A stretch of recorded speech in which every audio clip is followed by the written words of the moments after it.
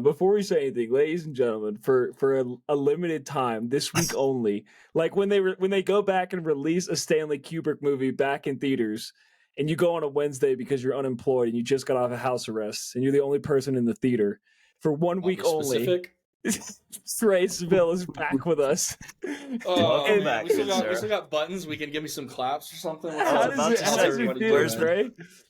Oh yeah. Trey, tell us how you feel while I figure out how to do my claps, because I haven't done it in a while. I feel like it's the same way that Derek felt when he stepped on stage at Mission Ballroom on 8/2/2023. High energy.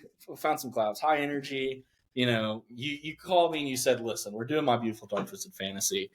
You got to be on." And I'll be honest with you, I don't really care much for y'all anymore, but I do love this album. Fair, well, Anthony, fair. Except for you, I love you always. But there you go. Christian, I like you too. Blake, it's mainly you. I just don't really care for you. Yeah, that's fair. That's how it normally goes. I had to hop on because this is one of the best records of all time. Yes, 100%. So that being said, we're welcome back, everybody. We're talking My Beautiful Dark Twisted Fantasy. One of, spoiler alerts for Blake's review, one of the greatest albums of all time. That by far, in my mind, the greatest hip hop album of all time. The only album that's better than this, in my mind, is The Wall by Pink Floyd. So you can go ahead and guess my rating now. But came out in 2000. Ratings. Sorry. Came out in 2010. There's a lot to say about the album, but I don't even know where to start. What I want to know is, Anthony, how you felt upon first listen. Okay, a notorious Kanye hater. Yeah, I will admit, 14 years later, I finally give this thing a rinse. And like I said, last time y'all brought a Kanye album to the podcast, this is probably the only way you'll get me to give something a conscious listen that has the initials YE attached to it in some form or fashion. So I did that. I'll say it, dude. I listened to it probably 3 times just over the past few days, kind of really trying to give it a chance. And I did give it a chance, and I'm going to stay neutral until it's time for me to say things that I feel need to be said. So, Okay. Yeah, Christian, why don't you take your turn? So, I think I fall more on the Anthony side of things, is not like being an absolutely just like avid Kanye fan. Or, I don't know. Like, this is one of those that, like, as far as cultural impact is so fucking large that after going through and fucking rinsing it multiple times, there are things I absolutely love about this. And there's things that just are consistent with the reason why I don't like the majority of this kind of music. I will say, going back through this now has been extremely different. Is like, I feel like before I just wouldn't even give it kind of like the opportunity to rinse this all the way through. The production on it is genius. There are a few songs throughout, one in particular that I'll get into, that I didn't realize it until I got back onto listening through this whole album. It's probably in the top 10 of like my all-time favorite songs. Nice. And so going back through this I think it kind of changed the tide for me as far as loving this kind of music, wanting to dive like deeper into it because of the impact that it's had. That's fair. Trey, how did you feel about re-rinsing it? I'm sure you rinse it on a regular basis, but what are your thoughts? There wasn't really a re-rinse to be had. This is something I listen to really in any environment. It sounds so good on a nice set of speakers. Sounds so good on headphones. I mean, there's definitely things when I went back and listened to it with a critical ear, and we'll get into this when we kind of start talking about like bottom tracks. But like, there's certain parts of this album that maybe don't hold up to the test of time. But there's no real, for me, -1 individual track that like is almost anything less than perfect. This record just is everything that hip hop's supposed to be, in my opinion. The production and the mastering, like it's Kanye at his absolute peak. I mean, I think Life Apollo also has some really, really good, like similar production, and it's almost like a sister album to this. But this is where Kanye, this was Kanye's peak. And anyone who is an avid Kanye West fan I think would probably agree, whether or not like it's their favorite album, or what have you. Like you're going to listen back to his discography and be like, this is where everything came together. This is where the lyricism came together. This is where the concepts came together. This is where his production was top tier without getting muddied by like being a little too experimental like he did with Yeezus. So in terms of like Kanye, it's that. In terms of general hip hop for like our generation, I remember, and we can talk about this more later, but I remember like Good Fridays, which was like a thing where every Friday he was dropping like essentially a teaser track to this record, for about, it was a long time. I think it was like 9 or 10 weeks in a row. Some of them ended up on the record. Some of them, ended up on like a Good Music collab record. But in terms of like general hip hop for our generation, this was a huge, huge moment, and really influenced pretty much anybody that kids love today. And anybody that's worth a shit in hip hop, in my opinion. So excited to get into it. Didn't know, did we jump right into album stuff? Like, I don't know, man. It's been a long time since I've been on this thing. I don't know how all this shit works anymore. No, that's fair. So, I do want to talk about Good Fridays, because Good Fridays were fucking sick. And so here's a couple of the tracks that he released for Good Friday. So it started August 20th, 2010, went to December of 2010. So he released Power, a remix of Power with Jay-Z and Swizz Beatz, Monster, Runaway Love remix, Devil in a New Dress, Good Friday, Lord, Lord, Lord, So Appalled, The Joy, Looking for Trouble, Chain Heavy, Christmas in Harlem. And then there was obviously like Mercy was in there at some point. That came out around the same time. So that was when he was releasing a ton. And I think it's interesting, like, you talked about the lead up, Trey, and like there was so much to the lead up. The Taylor Swift incident had happened at the VMAs, and then Kanye kind of went into exile, was in Hawaii, and then he came back out into the new era, started Good Fridays. He did all the performances upon the release of the album, and before he did the VMAs, he did SNL, the classic red Kanye suit, gold chains. He performed Runaway with Pusha at the VMAs, which is like one of my favorite live Kanye performances ever. But man, he like came back and was really in his fucking bag. Like Trey said, like, I don't think you could have said it any better. It's him at his absolute peak. Like there was a before My Beautiful Dark Twisted Fantasy and an after, and like right there is where it needed to be. What's up, Trey? You raised your hand. Did the long, like the music video movie, did that come out before the record, or did it come out in conjunction with it? I think it came out in conjunction with it. Okay. But I forgot about that too. He also released like a fucking short film, basically. Yeah, it's 40 minutes long and it's fucking amazing. Yeah. So just artistic fucking peak, man.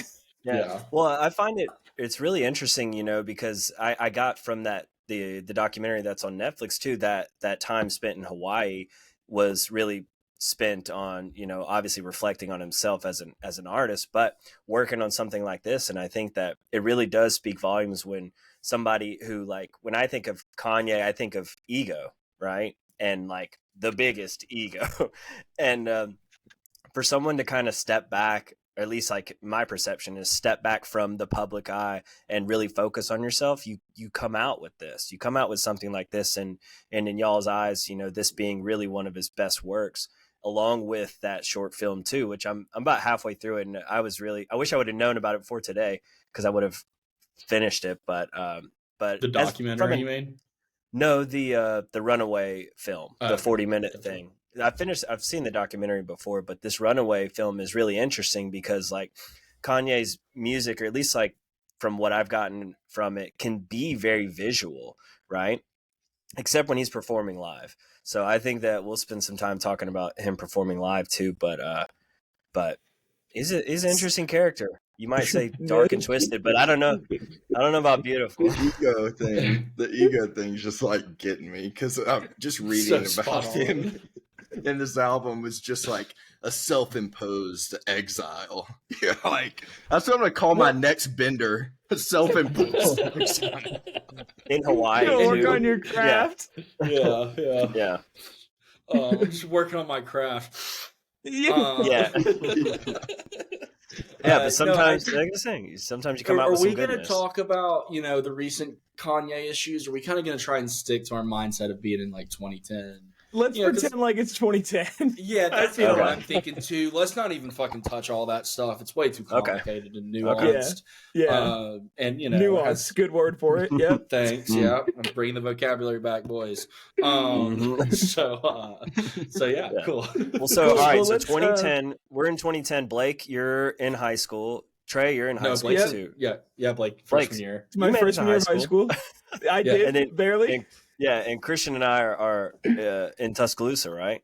So, I mean, Mhm. this Yep, in album the dorms, completely over my head. You know, as far as like attention that I was paying to Kanye was non-existent. So, Oh, me glad to and Trey finally, were like I listening said, to like finally pay attention. we were listening to exclusively Kanye and Kid Cudi on the way back Yeah. and forth from Auburn. That was pretty much all we did. Was just rinse much. Yeah. My And Beautiful Jay-Z. Dark Twisted Fantasy and Man on the Moon 2, just over and over and over Yep. again, man. That second Now- semester. Now that's another Now, conversation for the future. Kanye versus Cudi. Every Good Friday, me and Graham, G Money, is what we called him back in the day, which is kind of cringy now. We'd listen to it before we went to lunch, and we'd sit at the lunch table and fucking talk about it every Friday. Yeah, that's That was like so our great. whole conversation. Totally um, biased before Totally Biased was a thing. Yeah, exactly. We should see if we get him on the podcast. I don't know. Yeah. I haven't talked to that guy in a decade, literally. Let's do it. Well, let's get into it. Anthony, tell us your top 3 tracks, man. Let's see All what right. you got. Okay, well, you know, like I said, I mean, this album, I'm not gonna straight up hate on this album because it is something that I think it's I don't want to say necessary because it may not be necessary, but I think it's really an interesting album because there were songs in here that I was finding myself listening to and focusing on different parts, right? Focusing on the production, focusing on the vocals, focusing on the arrangement as a whole.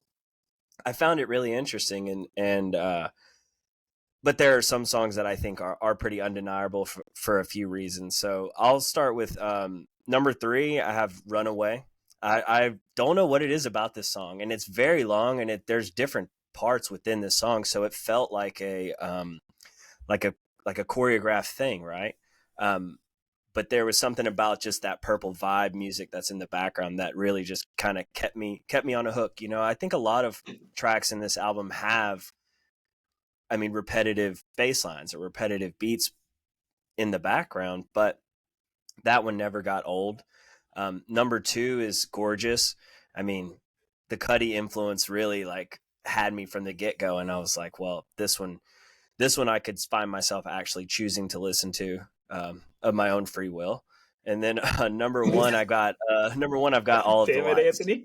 All of the Lights, man. I mean, but this is the interlude plus the track. I mean, that Yeah. I've always heard that track, and I've also heard plenty of remixes and heard it live and things like that. But the interlude into it, and I think the placement of this song in the album is something that I mean, it's really hard to put into words, but there's so many different elements to that song.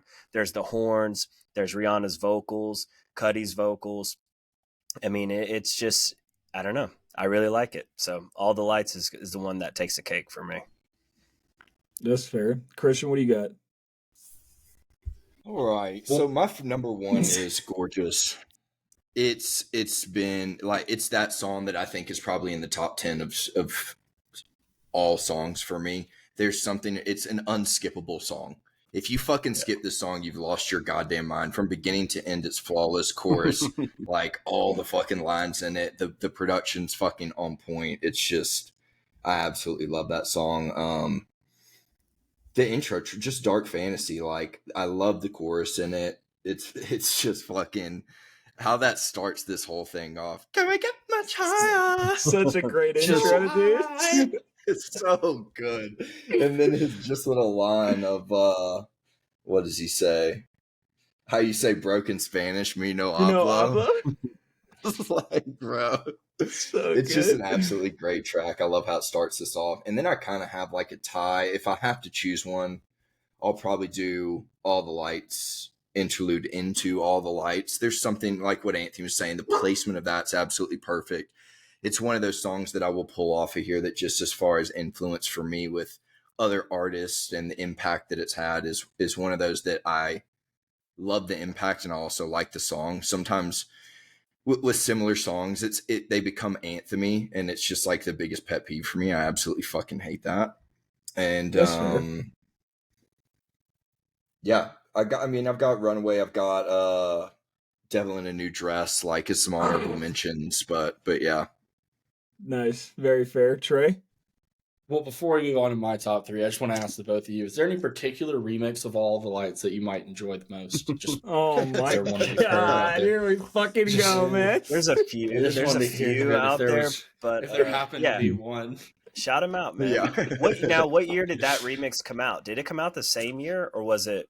No. So it came out in the 2011 remix pack. So Pretty Lights, Gotcha. for you listeners that don't see me holding up my shirt over my face.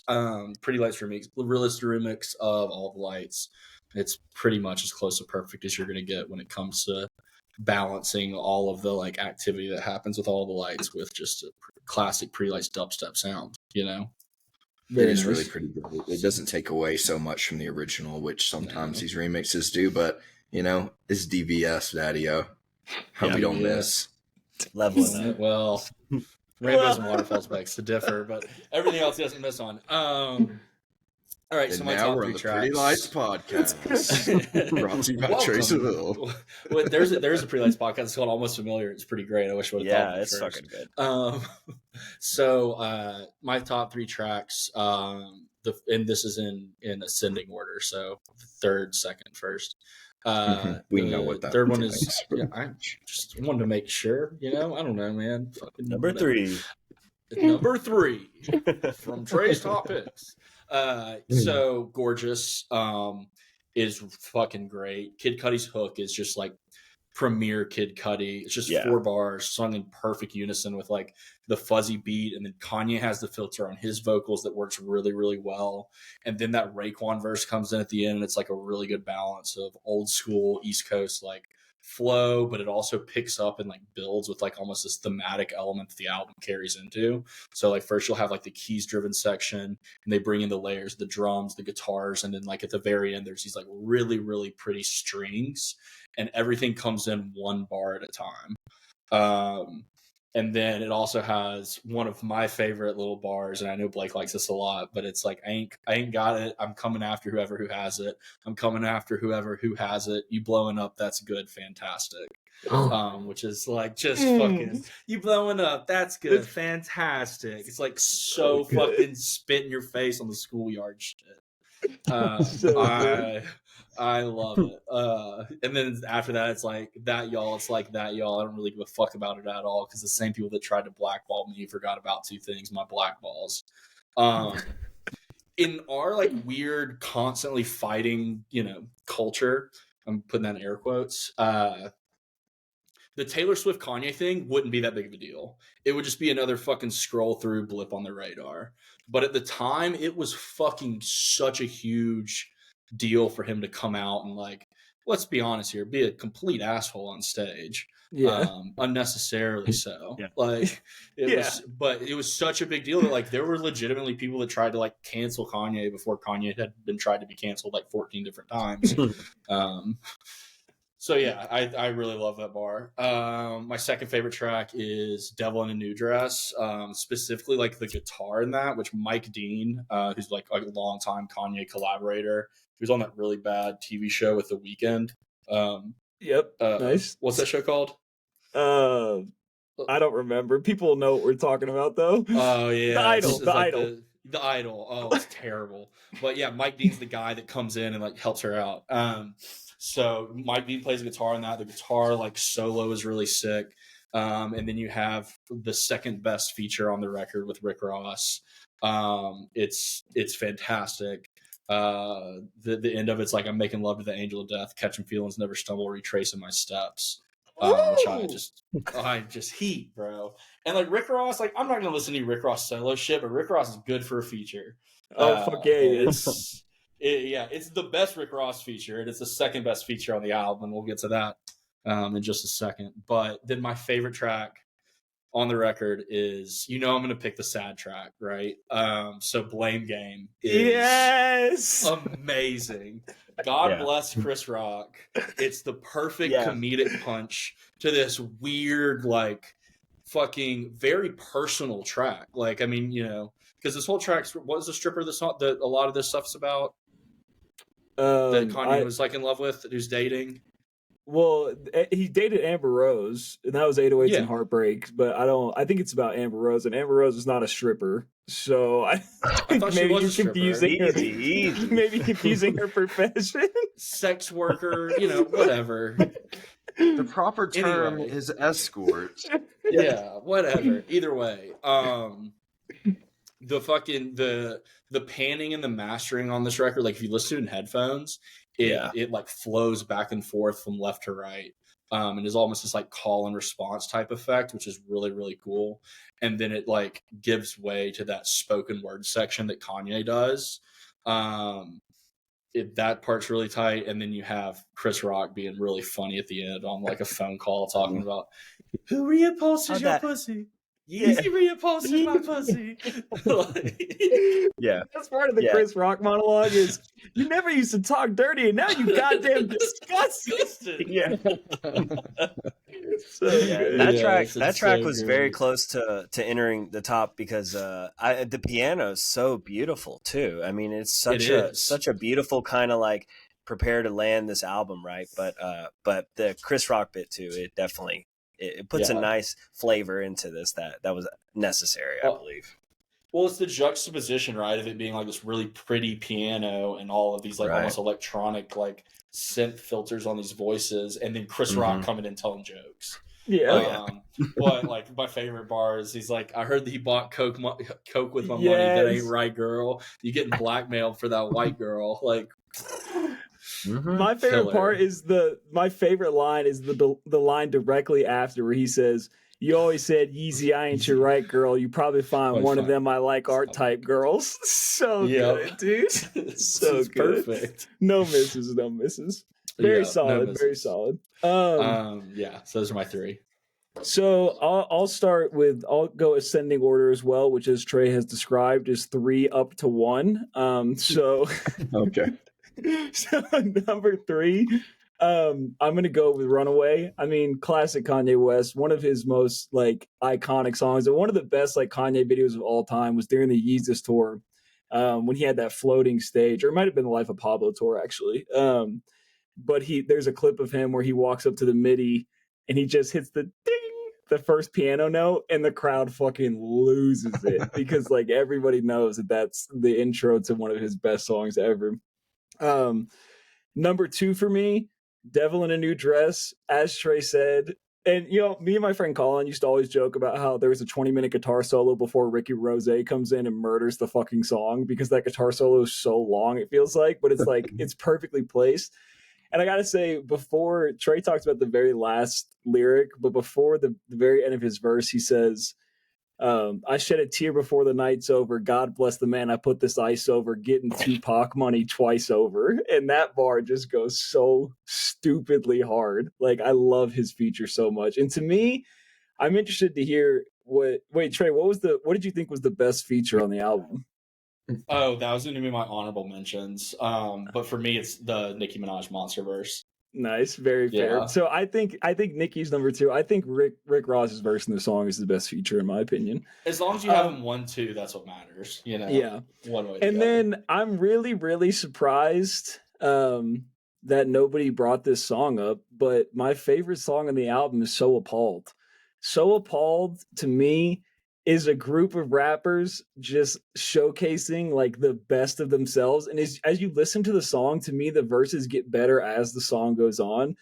But there's so many good ones. Like one of Jay-Z's lines, "Show me where the boats is, Ferrari Testarossa, and Hammer went broke, so I'm more focused. I lost 30 mil, so I spent another 30 because I'm like Hammer, 30 million can't hurt me." And he didn't have to go after Hammer like that, dude. He didn't, but it's so good. And then Push's verse is probably the 3rd best verse on the album, but my favorite part is "An arrogant drug dealer, the legend I've become. CNN said I'd be dead by 21. Blackjack, I just pulled an ace as you're looking at the king in his face. So 21 in blackjack."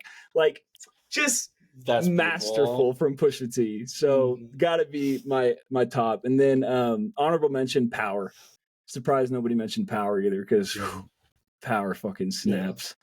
Anthony, it worries me a little bit that you laughed when I said that. Oh, We can yeah. go right in. We can go right into bottom tracks and just go Where- ahead and fucking where would say you it. like Go me to ahead and start? fucking say it. Worst track of the album, I got So Appalled. Right Oh there. my fucking god, dude! Just too many cooks in the kitchen. It's just too busy, right? No. I'm telling you. I mean, like I've tried to figure out why why does Kanye resonate with so many people? Because like I feel his even though that track, has how many features? 5 or 4 at least on that track. I think Kanye is it's necessary for him to collaborate with people, whether it's musicians, whether it's vocalists, whether it's other hip hop artists or producers, and I think that it like if I were to compare him to Cuddy, and I don't like to do that, but like just recently having Cuddy featured on the podcast, it's like Cuddy can add all these elements to his own track. He can add his own harmony and his rhymes and his beats and these other synths and sounds, right? And Kanye, it feels like he needs other people to kind of like corral him into some sort of like form, right? I mean, it's hard. This like I is said, such it's a just bad hard. take. This is Hey. one of your worst takes. Hey, I'm this not gonna might lie, be, Anthony, this is a bad take. This is one of Hey, your I mean, worst like, takes. I'm not shitting on Kanye. I'm just feel that like from an artistic standpoint, I mean, like this Runaway film is the most interesting thing that I've seen that has come out of his head, right? I mean, because there's a visual aspect to it and there's a thought-provoking aspect to it, but like there's some parts in this album that just feel so erratic and so like nonsensical that it's just hard for me. Like I said, it's hard for me to resonate with it. So Appalled, number 1, that was for you, Blake. Number 2 and 3, I just have the last 2 tracks on the album because I feel like had Blame Game been the last track of the album, it would have been so special because of that piano synth, that just kind of fades out over the end. I mean, that would be an ideal closer for me. But the other 2 tracks seem kind of smashed in at the end, so Kanye could let that ego shine and tell you what you need to hear. But in reality, it's like, dude, we got it. So that's what you wanted, Blake. Christian, what do you got? Power is my number 1 least favorite track on this album. It's just one of those for me that, like, as far as the test of time, it's gotten worse for me. It's anthemy, which I just have a vendetta against like anthemy fucking songs, and I just don't like it. Sue me, it is what it is. We're gonna move on quickly from that. And kind of similar to what Anthony just said. So I have Lost in the World and Who Will Survive in America, although that's kind of just like an outro track, but felt like smashed in. I don't really fuck with old Bon Iver. It's just not for me, No hate against Kanye on that. It's just, not my stroke. Well, actually, it's Bon Iver, but Bon I knew Iver. Trey was gonna fucking say that. I was waiting on it too. It came out of my mouth, and I go, "Here goes Trey." Yeah. just wanted you to know it's Bon Iver. All right, Trey, what do you got? First off, man, guys, I just like Who Will Survive in America is fantastic. Thank you. yeah, I'm so glad somebody said that. So here's Christian, the theme dog of this shit album. take, right? Sounds like a dog shit. Dog shit take. take. Dog shit take. take. We all got our dogs, and our wafer won't leave me alone. I'm sorry. So the arc of this album for me, not to get all fucking splainy. No, do it. Is like I want to hear it. Up wanna until hear it. Runaway, a lot of the themes of like the tracks are just like these overarching themes that like typically like it's just talking about like Black America and impact and like Kanye's struggles as a Black man. A lot of the other verses are like similar to those people's like experiences, I think. And there's like all kinds of, keys and clues that you can go in and see in that. That's the general theme. And then after Runaway, for me, the album gets super personal for Kanye. Like specifically, like in Runaway, it's like that very, I always find something wrong. And like from there on, like Runaway, Hell of a Life, which I'll get into my bottom 3, that's on there. Like Blame Game, Lost in the World, like all of those tracks are this like very like interpersonal thing. And then for me, Who Will Survive in America kind of brings it back around, where it's just like this complete journey of these are the things that I feel like are wrong. and like that are the struggle and the plight of like a greater body of people. These are the things that are wrong with me, and that are like the struggle and the plight that I've like specifically experienced, like going into like very personal details. And then this is kind of how it ties together. And like, I know Who Will Survive in America is like a very simple track, but it's just like metaphorically, I think that's a big part of it, because that's why I resonate with this album so much. And Anthony talked about people like resonating with Kanye. Is Kanye does a similar thing, and this is why Blake, I think, loves Kanye as much as he loves Eminem, where like Kanye's bringing you into his story, into his life, and like into his fold. And like is able to talk about that very, very eloquently, and is able to like talk about that not just lyrically, but like through instrumentals, and like through him having a hand in everything. So where you're talking about, you feel like Kanye's like held up by all these other people. Kanye's the fucking point guard. He's the one who's pulling everybody in. There is no Kid Cudi without Kanye West, straight up. Like, and the first person that would ever tell you that is Kid Cudi, especially now they've patched things up. Yeah. So obviously everyone has a right to their opinion, but like, I just think that, I mean, I could gush over this record. Yeah. God, it's good to have Trey back. It's good to have somebody on the same wavelength, brother.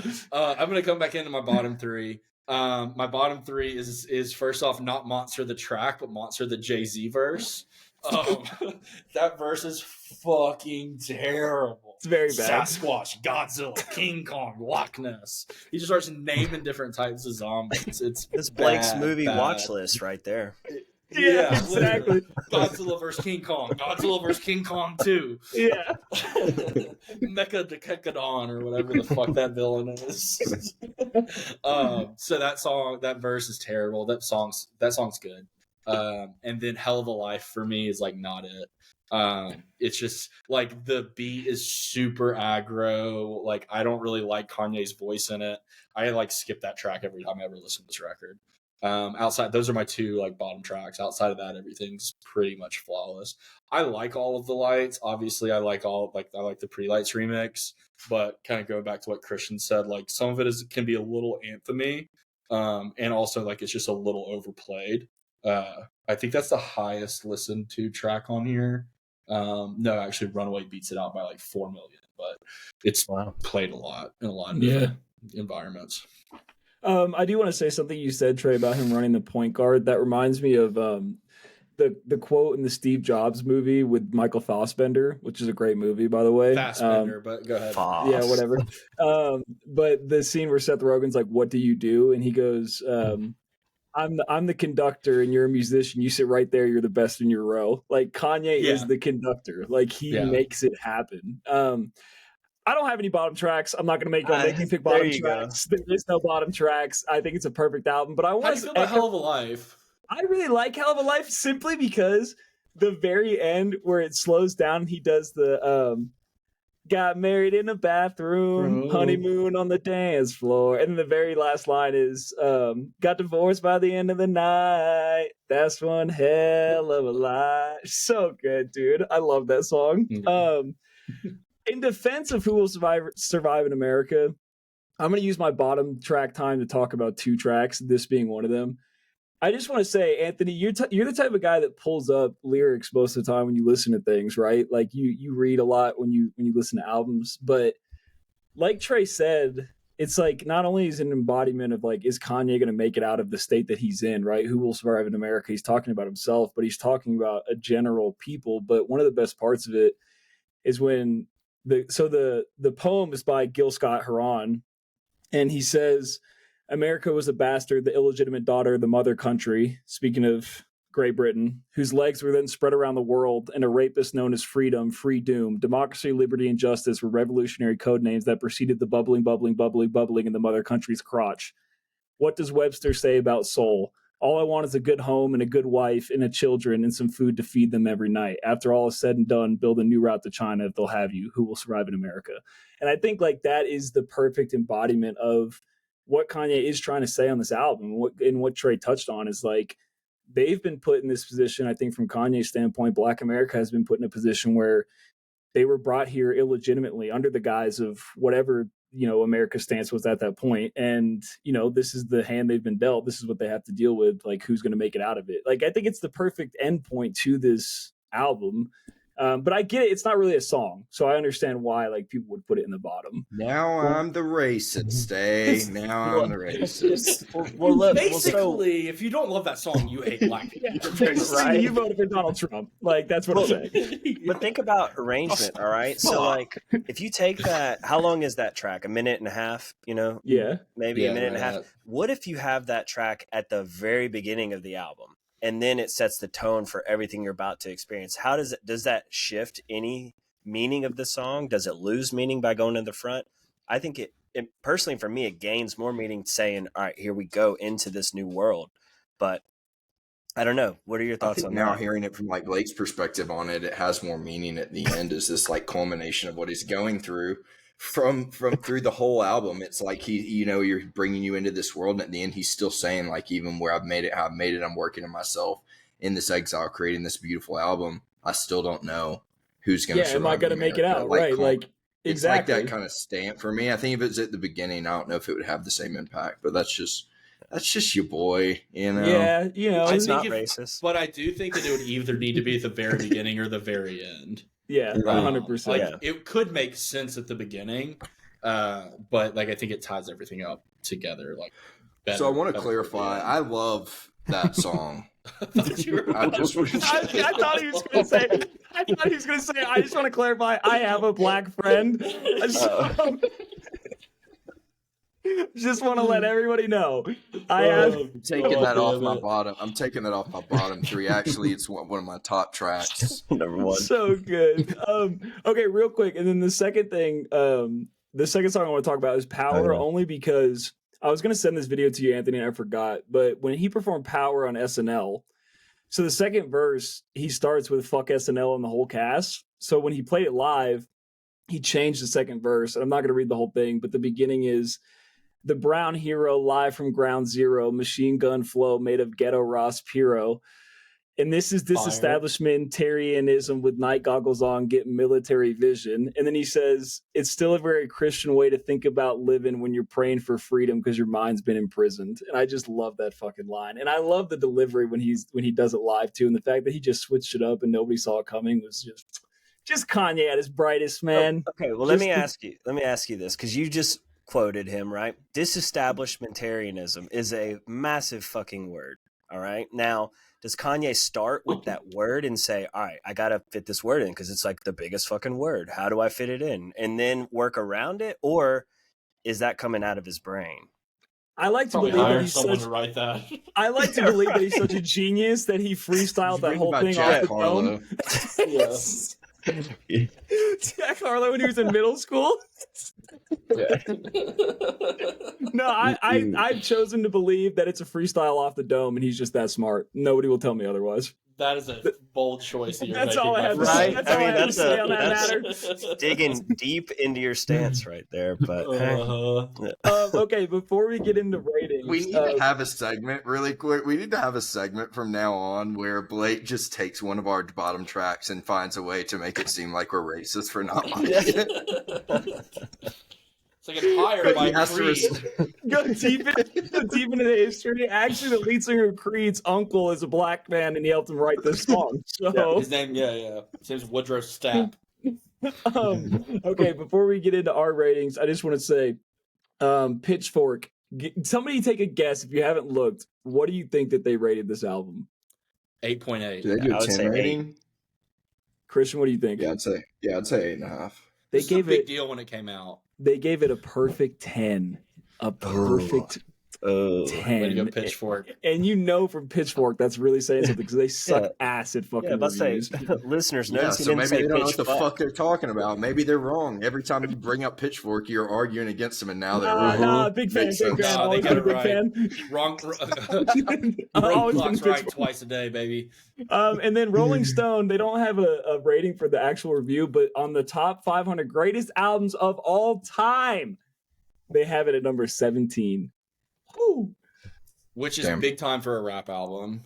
Huge for a rap album. What's the number one rap album's probably Ready to Die, maybe? I'm gonna keep looking while you guys get into your rating. So Anthony, start us off. I mean, I really am so he's stuttering. Conflicted. This isn't good. I'm trying to figure out how to frame this because, like, calling this a rap album, there's so much more going on here. There's choirs, there's strings, there's horns, there's so much stuff. Is that what made this such an impactful album? Was like all the different approach to hip hop? Is that like somebody clarify that for me? Like, what made this I think album it's what that high? I think it's a lot what Trey said at the beginning. Like that's part of it, right? The fact that it's just all of these pieces come like this had never I can't think of a hip hop album that has come together in a way that this one did. Like even Kanye's discography, like you said, he's using all of these vocals, auto-tune in a different way, strings, chorus, different writers, different rappers, all of it coming together in a way that has never been done before. I think that's what made it so revolutionary and why so many people talk about it so highly, because it's hard to say it's a hip hop album because there's so much going on. It's just like artistic peak is really at its highest. I don't know, Trey, if you have a different opinion on that or not. No, I think all of those things that you just talked about, Anthony, like all of those had happened in different pockets. Like this wasn't the first rap album or rap song to ever have strings on it. Right. This wasn't the first rap album to ever use like heavy filters and like auto tune, or to have like Jay Dilla style beats. But it's like Kanye pulling all of those things and like meshing those genres together. It reminds me of another artist that I know that is able to pull a lot of different influences and mesh other things together. You might know him. His name's Derek Vincent Smith. Oh my Pretty Lights. fucking God. I agree. All jokes aside, Kanye's a huge influence for Derek. Like he really is. I think obviously some things aside, ego wise and all that type of stuff. But when it comes to like putting, I love you. You got to leave me alone. When it comes to putting like all of like different like genres and things together, I think there's like a pretty clear correlation. And that's what Kanye was able to do with this record, was pull all of this stuff in and put it in one package, and do it at the right time too, musically. So with that being said, what do you got for a rating, Anthony? So don't break my fucking heart, man. I mean, I haven't said it yet. I can always change it, but no, dude, I give this a solid 7. I mean, like, listen back for me, like listenability, replayability. I guess it's just that's not a factor for me. As in, like, I'm probably not going to replay this album, but I never skipped a track, And like I said, I listened to it a few times, listened to it 3 times, and like I felt good listening to it. I never was like, God damn, I hate that we have to listen to this. So like, I get that it's a quality album. It doesn't resonate with me. Maybe it was because I was absent during that time, because I mean, you guys having, years and years under your belt of listening to this and growing with this album, I get that. I get that approach to it, and I get that respect that you have for it, that relationship you have with it. But for me, this is our first date, So like, I mean, she's pretty. I mean, would I call her? I don't know, but like, I definitely said I had a good time. I had a good time, right? Yeah. So there we go. That's a good analogy. She's a little fantasy. I'll take it. Christian, what do you got? Dark twisted. I'm going 8 here. It was a great get back into this kind of verse, diving back into Kanye. This album was, I think, fucking phenomenal. I see kind of what y'all mean as far as like him at his peak, all of these things coming together. And for me, like I always try and take into consideration just like the impact that this album has had across music, which is so diverse and insane. So I'm going solid 8. That's fair. Trey? That's fair. I think I've waxed poetic enough about this record. I'm just gonna let you know it's 10 out of 10. Boom. Fair. And yeah, I mean 10 out of 10 for me. Perfect album. Like there's nothing I dislike about it. And you know what? I listen to it every day, but when we were doing it on the pod, every day I listen to a song off this album every day. Not the whole thing, but I listen to music off it every fucking day. So yeah, I said I was going to rinse it once. I rinsed it probably 6 times, and I don't get tired of it. So it's, just doing goat things. It's eerily similar. Easy it feels like watching LeBron James on a basketball court. I'd like to take a second to talk about LeBron James. By the way, okay. With that being said, that's my beautiful dark twisted fantasy. I'm not going to say if you haven't listened to it, go listen to it, because I know that you have listened to it. Go ahead, Trey. One more comment. I think all 4 of us can agree on this. Can we talk about this? Is the perfect length for an album. It's an hour and 8 minutes. There's songs that typically are coming in at 4 minutes, 5 minutes. Like, it is very digestible.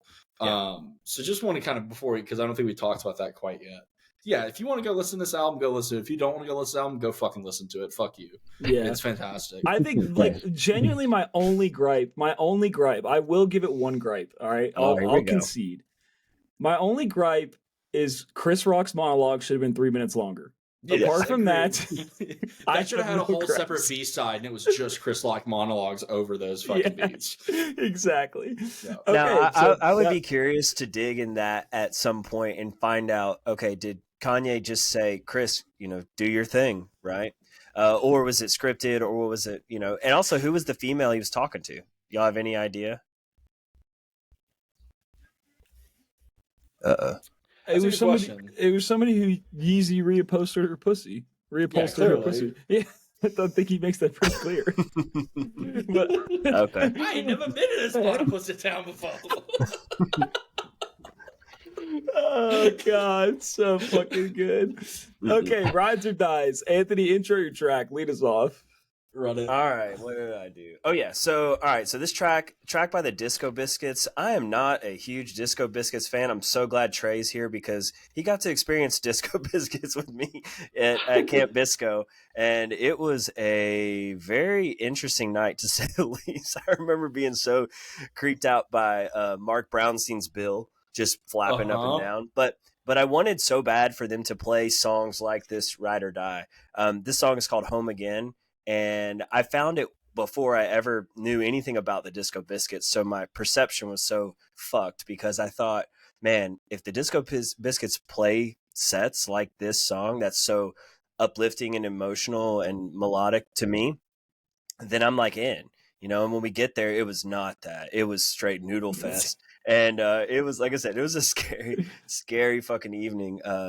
To lead into what we thought might have been Derek's last set ever for history, because I don't know, it was just scary. That's all I'm going to say. But this song, not scary, very beautiful, very special to me.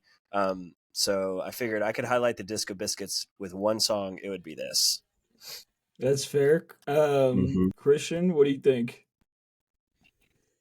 I don't fuck with the Disco Biscuits at all in any capacity, nor have I ever even given it an opportunity. There's some kind of lore that sits over the Disco Biscuits that is a black, dark, ominous cloud, and I don't know what the fuck it is.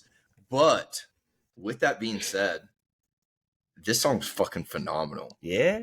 This was such a fucking vibe. I was like, okay, maybe I need to get this a ride, give them a check them out, but careful. Every time David, okay, because old David Fair's like, Disco Biscuits. I'm like, can you shut the fuck up about the Disco Biscuits? Seriously, even saying it pisses me off. Same. But good rides. Trey. Well, while y'all are talking about this, I just remember the Disco Biscuits are coming to Asheville, North Carolina, April 11th. So I'm actually going to buy my ticket right now because the Disco Biscuits fucking shred. Oh, my God. I have vastly changed my opinion since that fateful evening with you, Anthony.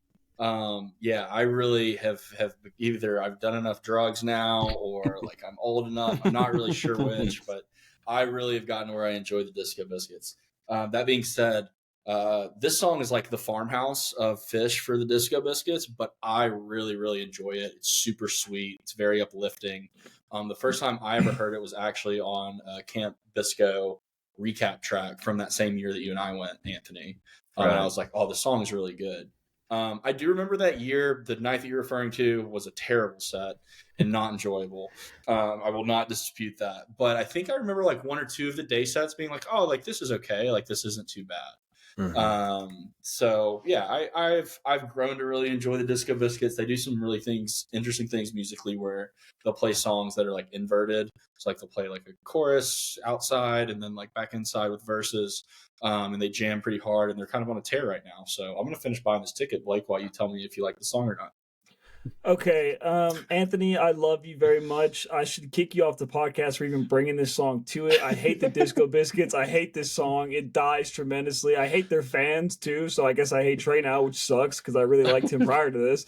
Yeah, I don't want anything to do with this. I feel dirty even having it on my recently listened, and it's a horrible song through and through. So don't ever bring me a Disco Biscuit song again.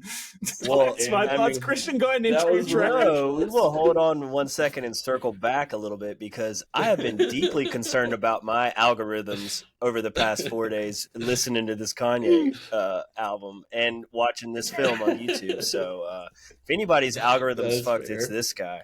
So yeah, you're welcome, Blake. That's fair. Christian, intro your track. Yeah, so mine is a song called, what is it? Chairman Goo by James Super Cave. They're this like trio that combines they do like some psychedelic rock, but they kind of get political on a lot of stuff. And so this song by them is actually about the Foxconn suicides that happened at that Apple manufacturer. People literally were just flinging themselves from the building, and they ended up having to put that net up in this whole thing. And I think the song's just done so fucking well. But there's this, I think the second verse where Chairman Goo would make the toast, "We found a fix to the bloody young mess, hire 100 telephones to talk the kids out of meaninglessness." And it just fucking rips. It's fucking depressing, man. Jesus, I did not pick up on that vibe from this track. Me either, dude. Well, I'll hop in. I'll go first on this. I really enjoyed the song. I thought it was like almost like James Blake meets like a synthy hip hop kind of. I definitely felt like a depressing emo vibe, but I was not aware of everything that you just said. So I'm gonna go with Rides nonetheless. But man, Nice. fuck. Anthony? Yeah, so it's so wild because last week My Rides or Die was a song by Blind Melon that had to do with suicide, and then Christian drops this beast of a track on here too, which is also about suicide, because I started to hear things and I'm like, oh dude, I'm digging. So I went down that rabbit hole of the Foxconn, and there's a documentary that's not available in our country that I'm trying to locate right now to dig deeper, because this is a crazy situation. Talks about how they put up the nets, and their solution to giving people therapy was to get them all like phone therapists or phone calls and such. So it's a crazy rabbit hole, but this song is fucking badass. I'm digging the artist, and I'm gonna go deeper and see what else they're talking about. Yeah, they've got some fucking Rip Brother tracks. Check them out for sure. Yeah, I feel like a dumbass because I didn't pick up on any of that either, and like I was I really enjoyed it, man. Like it's definitely a rides for me, but like I was listening to it, I was like, cool, man, getting kind of old Casey Elton vibes here, nice. And then you're like, yeah, it's actually about death and sadness. So word, shout out to that. Yeah, I liked it. No big I liked deal. it a lot. It's just 23 people flinging themselves from the top of an Apple manufacturer. Young people too, cool. like 24-year-olds. Jesus Christ. Yeah, this is crazy. Trey, lift our spirits a little bit, please. What is your track? Jesus Christ. Oh, fucking hell, man. I'm glad I have this wine. So I picked a track. This girl I've been hanging out with showed me this David Gilmour record. And it's a David Gilmour solo record. I'd never heard it before. And if you're not familiar with David Gilmour, he's, of course, part of Pink Floyd. A little questionable character-wise kind of as recent times go, but this album is really, really good. So I kind of just picked a random track off of it because I like the whole record. The song's called No Way. Anthony, was really hard for me not to send this to you all week because I wanted to, but I was like, if I send him the album, he's going to know it's me. So yeah, I like it a lot. I like this lyric. It's like, did I get out of touch? Did I lose my way? I've not forgotten, no, not a single day. You might believe I'm not a happy man, putting myself apart from the common clan where the boat we're sailing. We have a leak or two, but I know it's sound like me and you. So yeah, Beautiful. I really like it. It's a happy track. Yeah. Fucking thank you, Jesus. Christian, what are your appreciate thoughts? that. Christian's like, not sad enough, not enough suicide dies. It's like, so here in Colorado, Blake's been getting this too. It's been doing this just like back and forth, like change with the weather. Like we're in that time of year, and this song is just so perfect, kind of for both this like weird in between we're in. It's got this little like slower, almost sad, but uplifting lyrics. So you get like kind of both sides. It's a hard ride for me. Great fucking track. I'm diving into this album It's great. tomorrow. It's really good. Hell yeah. Anthony? Yeah. Well, Trey, it was given when Blake sent me this Ride or Die. I said, dude, I have a feeling Trey is going to be popping in on this, either Trey or some badass female who loves some David Gilmour. So we got close. But as soon as he It's sent kind of me, a mix of both. as soon as he exactly right. Well, as soon as Blake sent me the album, I was like, no fucking way, which is another pun for you. But I run downstairs and take a picture of the album that's on my like now playing kind of thing, because I listened to this album yesterday morning. You know, I have it on vinyl and listen to it, and it's fucking beautiful. So I was like, dude, this is crazy synchronicity that I had listened to the whole album that morning, and you picked a great song off of it. There's tons of great songs off that album. Another just honorable mention is There's No Way Out of Here. That one's one of my favorites off of that album, but beautiful song. Of course it rides. So Blake, do us some justice and let us know how it feels in your head over there. Hard fucking rides, man. It's David Gilmour. Let's Come go. on. Yeah. It's Hell David yeah. fucking Gilmour. Like one of the there's no, and I'm trying to keep the rant isolated, but there's no guitar player that plays like David Gilmour, the way that he played with Pink Floyd, his music, his solo music. Now I need to listen to the whole album, but I can't, there's no world in which I give this a dice. It's beautiful. Right. It's amazing. It showcases one of the best artists of the last 100 years. Like, fuck yeah. Good pick, Trey. Way to fucking go. You know I'm coming back to the pop with the banger. Yeah. Like, I'm not going to miss. He brought the heat. He fucking dick rode Kanye. He brought some David Gilmour. I mean, what more could you fucking ask for? Okay, so my song, little off the beaten path here. So it's Shape of You by Ed Sheeran, but hear me out. It is a remix. It's a Young Bane remix, who is a rapper who he's, you know, it's Afro beats, grime, UK style rap, which I'm sure Christian has thoughts on. I'm not going to get into why I'm listening to that type of music. Trey and Christian know, and we'll just leave it at that. I like it. I like the song a lot. I've been listening to it a lot. We're supposed to pick songs that we've been listening to on a repeat, and this is the song I've been listening to on repeat this week. So that's my, He's already that's justifying my song. it. And I think it's a great song. And I think it's a great song. All right. So Trey, you lead us off. Dibs going first. Yeah. Okay, so here's the deal, man. Like I wanted to come back with some positivity. Like I appreciate you reaching out to me, having me back on the pod. Like, you know, all jokes aside from the beginning, I love you. I do. You're one of my favorite people in the whole wide world. I don't know if this guy heard the beat before he recorded the track. Like they don't match up at all. I never thought in my life I would be grateful to hear Ed Sheeran's voice in my car. But when that finally, like, the Shape of You, like, chorus comes through, I'm like, thank God. You just don't understand the style of rap. You don't understand the style. I don't understand people not rapping on beat. You're right. You don't get the vision, bro. I don't get the vision. This is a hard dice for me. Christian? This combines like the three worst things about white people that there is, and that is Ed Sheeran, shitty electronic music, and UK fucking rap. Whoa! It doesn't even matter who is rapping. UK rap is the worst white thing to ever happen to white people, if that makes sense. Technically, 21 Savage is a UK rapper, and I like him. I do like 21 Savage.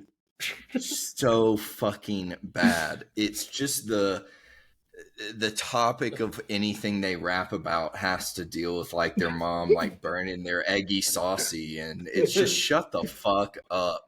It's so bad. I hate Ed Sheeran. This made me want to kill myself. Wait, while Anthony gives his, I have to find this UK rappers meme. But go ahead, Anthony. Okay. Well, I don't know how much time you want me to spend saying that the song dies, but it fucking dies big time. I mean, like I hadn't heard the original song. I don't think on its own. I may have heard it in commercials or some shit. I don't know. Probably. But it's definitely familiar. But I felt the same way that Trey did. I was like, please God, where is something else in this track? Because like I do not want to hear this guy rap. Period. You know, like I would listen to the instrumental over and over on a loop, but Young Bane can get out of here. And it's unfortunate because my Spotify app apparently is set to play autoplay when I get in the car. So like if I even press play for 2 seconds on this track and get out of the car and get back in, it starts right back, and I can't click next quick enough. And there's no other song to click next to, so I gotta dig and find something. So you fucking guys, hard die. Hard let dies, brother. Let me read this tweet. It says, "UK rappers be like she suck on my." You know what? Never mind. I'm gonna have to show my screen because I'm not gonna be able to fucking read it. Let Trey read it. Trey's can bring back some terrible. I got some tweets ready to go, boys. Shit. Whenever you're ready. Yeah, yes, you know sir. what? Let's go ahead and transition into Trey's terrible Twitter takes. The return of Trey's terrible Twitter takes. While I try to gather myself to get this tweet, Trey, go ahead and hit us with it. Ladies and gentlemen, it's been many months since you've heard some terrible Twitter takes, but I am here to bring you the sauce. I have so many fucking tweets. We'll start with 3, and then we'll see where we want to keep going. Do I get my claps? That's the only thing I really wanted. Sorry. Hang on. Fuck, man? Ladies and gentlemen, the return of Trey's terrible Twitter takes. Very nice. I live for external affirmation. I need it. All right. Our very first one, and I'm not sure if this is a real tweet or not, but I don't really care. In reference to Kanye and Al, we've been, talking about Kanye. This is from Kim Kardashian, aka at Kim Kardashian, and the tweet is, "What's so awful is they made up this same exact rumor last year that I stomped a dog to death. People are so cruel. That is not true." What the fuck? 100% I don't know if it's factual. real or not. I don't think It is. It is know. real. All right, this one is from @rare_cryptid. They said, "Thinking about how the clouds in one scene of The Lion King spell sex, and I get so horny I get sick to my stomach, and I have to leave my stepdad's bachelor party early." Oh yeah, that's a good one. This one is I think I from have COVID.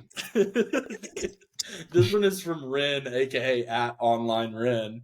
It's a Shark Tank reference, like the show. It's, "Hi sharks, I have a gun." Classic. All right. Hit us All with right, another. All right, I got you. Yeah, Tell give me us when you want another. me to stop. This one is Bundus from @Bund4SBlow13S, which I love that name. It says it's a picture of 2 Chainz looking down on his phone, all sad, and it says, "Princess Kate going missing really got me thinking about how I went missing on my princess. Crazy how we went from the royal couple to strangers. Tell your mom I send my love." Tell your mom I sent my love. No, tell that's your great. mom. Tell your Mom. mom. M-U-M. Mom. All right, one more. Hit us with another. All right. Hold on. Let me see which one is my favorite. All right, I got 2 more. Can I do 2 more? Yeah. All right, this is from I'm Smiling RN, aka Max, and it's me driving to the store. Yeah, I'm a total store-pilled food cell.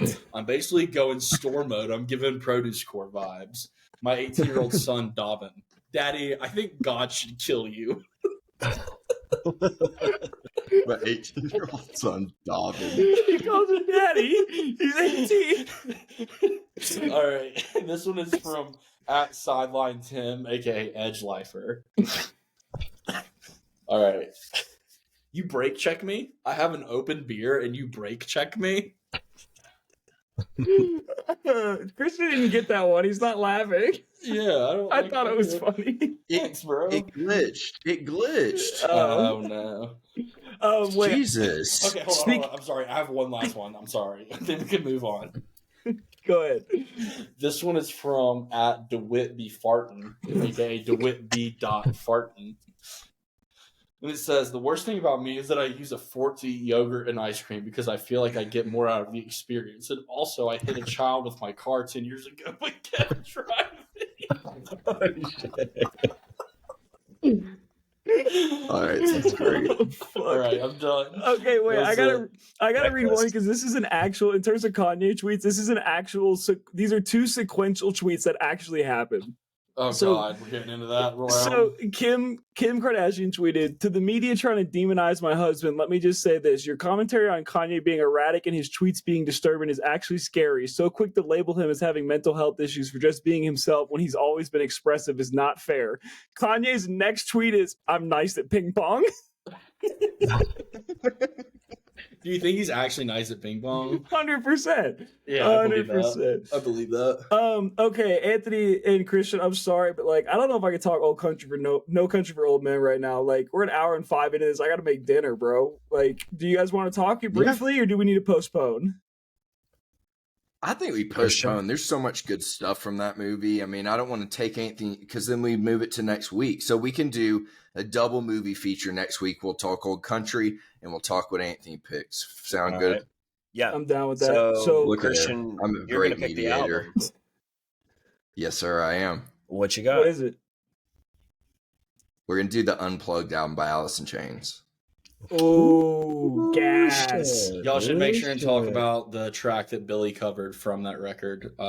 This most Ooh. recent show at the Ryman. Do not tell us what to talk about. Just because you guest starred on an episode doesn't mean you can.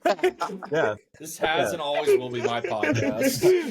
I did All right, bring Anthony, what up that. movie I you did got? bring up that Billy set a couple weeks ago, though. So movie. Nice. All right. So we got No Country for Old Men. Double feature is going to be a film called Soft and Quiet. It's on Netflix, so it should be pretty accessible for everyone. Okay. So I'll just leave it at that. Sounds like me during sex. Ooh, you just wait. You just wait. Don't judge it. Don't judge it before you read it, right? Or watch it or listen to it. So either way, it's going to be crazy. So, All right. All right. Before we get out of here, Trey, any final thoughts for your return episode? Do you want to say hello and goodbye? No final thoughts necessarily. I just appreciate you guys have kept this going, and some of us have gotten a little busier. Had to go on tour for a little while, and some of us, just want to drink wine all the time. So I appreciate that y'all have continued this happening. Thank you for having me. I'm happy to come back maybe in 6 to 9 months. All right. Give me a ring whenever you do. I don't know, the Blink-182 self-titled album or something like that. So All right. never. Very, very fair. Well, And I love all three of you dearly. Love you. for we real. love you too, Trey. We love And it was you. Nice We to love have you, you, Daddy-o. It's nice to have you. Thank you Yes. for coming back, everybody. Thanks for listening. We hope you enjoyed. This is, I truly believe this is totally biased, magnum opus. So listen to it, share it, send it to everybody, and we'll see you guys next week. Thanks, guys. Bye, everybody. Peace. Peace. Love you.